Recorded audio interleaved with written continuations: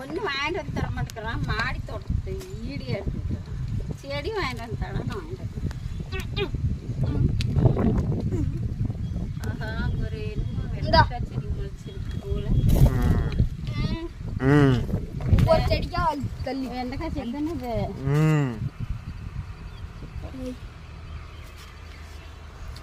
இருடா இதுக்கு தாண்ட நல்லா அடிச்சு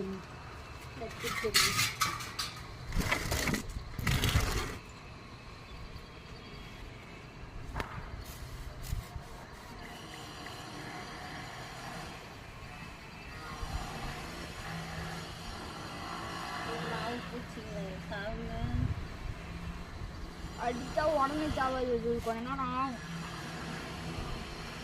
யாருக்கு